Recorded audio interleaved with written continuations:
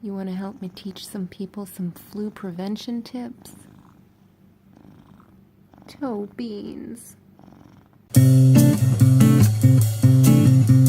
Hey guys, it's Jasmine, and in today's video I wanted to share some really good flu prevention and cold prevention tips with you guys. If you haven't already, please go ahead and click that subscribe button below, as well as that little bell icon that's next to it, because I do put out weekly videos about cat stuff and stress management, fitness, nutrition, and whatever else I feel like posting. Now, a couple of weeks ago, I already shared with you the recipe to my flu killer drink, which is really good for prevention and also good to help you heal faster if you have it. I actually have some right here. So if you've missed that video, go ahead and click on that eye icon right above in the corner, because I will link it there, and I will also link anything I talk about in the description below. Now, on this list, I didn't want it to be full of the common things that you've probably learned since you were a kid. Sneeze and cough into your arm, never do it into your hands, wash your hands often, don't hang out around sick people. So these things I'm sharing with you today are not only super duper simple, they're just really easily overlooked, and these are the ways that you can actually get those germs and get sick. So the first tip is something that is good to put into practice regardless to if it's flu season or not, and that is to wipe down anything that you have your hands on throughout the day. I know that I'm touching my cell phone throughout the day, as well as my tablet and my keyboard on my laptop, so I always make sure to wipe those things down every night with just a little rubbing alcohol and a cotton pad. Now, adding on to that, my second tip for flu or cold prevention is to wipe down everything else that you've forgotten about. So this is good to do weekly regardless, but especially during flu season, or especially if somebody is already sick in your household, it's a good idea to wipe down everything else that you may not have thought of, but that you're touching all throughout the day. That includes things like the faucet of sinks or any doorknobs throughout the house. You can even do your car keys, which you touch all the time and people always kind of overlook. Wipe down your alarm clock, the back of chairs in the kitchen, your reading glasses or your sunglasses. Don't forget about your purse or your purse handles or bag handles that you are touching throughout the day. Now, if you want to wipe down things that have kind of more of a porous surface, like a wallet or even something like a pull-up bar with those foamy handles, all you have to do is put it in a little spray bottle, and then you could just disinfect things that way. Another tip, which may be a common practice depending on where you live, if you live in Hawaii or if you live in some kind of Asian culture household, you already probably do take your shoes off at the door. But especially if you work in any kind of setting with children or a hospital setting, which I know a lot of people who work in hospitals do not let their work shoes in the house, it is a good idea to have a separate pair of slippers or flip-flops or something that you only wear in the house, and to leave your shoes at the door or outside of the house. Even if you aren't necessarily crawling around on the ground, if you have pets, you pet your pets, and that's a potential means to transfer the germs over. Speaking of pets, and this one is difficult to do, especially if you love your furry baby and cuddling up on them as much as I do, but you want to avoid rubbing your face all over your pets. That's another way you can potentially get bacteria transferred to you. Another tip is to not keep your toothbrush out in the open. Now, even though we're taking care of the surfaces and you're wiping things down, it's important to remember that every time you flush the toilet, particles of whatever is in there do come up into the air. Not only that, but if a person is in the bathroom and they cough or they sneeze, the particles come out of their system and they could potentially travel to the toothbrush, which is typically right next to the sink.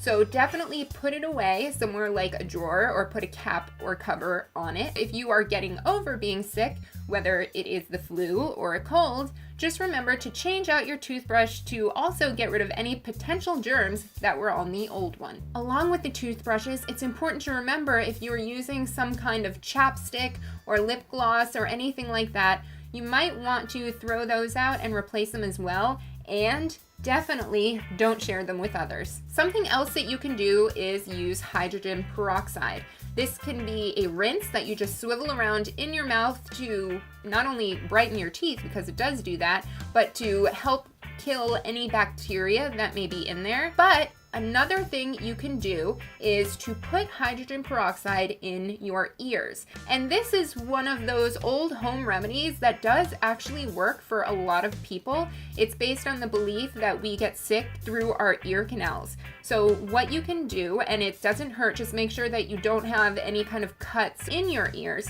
but you just tilt to the side and take a capful of hydrogen peroxide, pour it in your ear, or you can have somebody else do it for you, and it'll start bubbling up really, really loudly, obviously, because it's in your ear. And you just want to lay there for about 10 to 15 minutes until the bubbling stops, and then you just tilt over onto a paper towel and let everything drain out of your ear. And then you do the same with the other ear. And what's really interesting is you'll usually find that one fizzes up worse than the other. And this is something that can be used as a preventative, as a way to simply clean out your ears, or as a way to heal faster if you are sick. I honestly am not completely sure how it works, but I know that it does help a majority of the time. So if you feel like you're getting sick, or if you feel clogged up in the nasal passage area, it might be something worth trying. Another great and effective preventative is oregano oil. And you can get this at any health food store. You can get it off Amazon, but it's super duper potent. I mean, it just, every time I smell it, every time I take it, I just feel like a giant pizza pie. All you need is 2 or 3 drops, and you want to place them right underneath your tongue. It comes in a little dropper, and you put them under your tongue, and you just sit there for as long as you can, typically 10 to 20 seconds, and then you wash it down with water. And oregano oil is a super potent antifungal. It's an antibacterial, and anytime that I have suggested this to clients who felt like they were going to get sick because they're around a lot of coworkers or children who are all coming down with something, they always end up being the only person that doesn't get sick.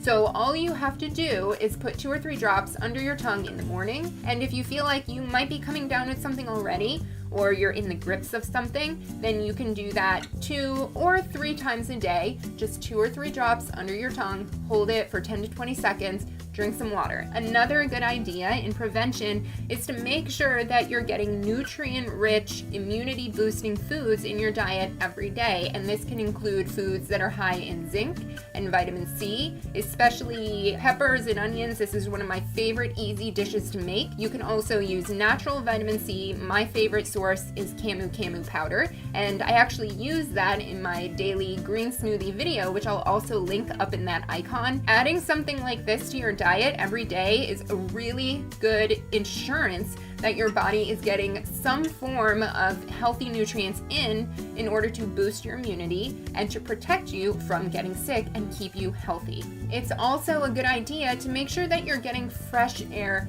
every day, and that's going outside. Ideally, it would be salty beach air, which not everybody has access to. You can even go the steaming route if you are sick already, or even if you're not. If you don't have a steamer, all you have to do is boil some water on your stove in a saucepan, take it off, put it on the table with a towel, big towel over your head, and just breathe the steam in and out, in through your nose, out through your mouth for even just 5 minutes, maybe 10 minutes if you can make it. Not only is this really good for your skin and for opening everything up, but it's really good for your nasal passages, for your throat, and if you want to, you can also add some peppermint oil, which would help if you're feeling really congested. And that's not only good for prevention, but it's good to help you feel better and recover more quickly if you already are coming down with something. And the last tip that you may have overlooked is to make sure you're changing your pillowcase, even if you're not washing your sheets regularly, which I know is all relative. But try to change your pillowcase at least every 2 or 3 days if you are either coming down with something or if there's someone sick in your household. Along with the pillowcase, it's super important to get quality sleep. And I talk about this a lot more in my book, The Holistic Fitness Starter Guide, but quality sleep is key to keeping you healthy, to even help with weight maintenance or weight loss if you're struggling losing weight. But especially if your body is fighting something off, Getting good sleep and enough sleep is key to make you better. All right, guys, I hope that these flu prevention and cold prevention tips helped you out. Hopefully you learned some new ones today that you can implement to not get sick, or I've reminded you of some things that you can practice to not get sick or to feel better. Please remember to click that thumbs up below if you found this video interesting or helpful. And also remember to click subscribe, because I am putting out one more flu video in this sort of like trilogy of flu videos. And this one is about how to sleep better and even cure yourself or heal faster as you're sleeping. And if you have any additional tips on how to prevent the flu or the spreading of germs, or if you've tried anything I talked about, like the oregano oil or the hydrogen peroxide, leave me a comment below, because I'm super interested to hear what works for other people, and you can also help teach everyone else something else they can do in order to stay healthy this season. Thank you guys so much for watching, and I will see you in the next video. Bye!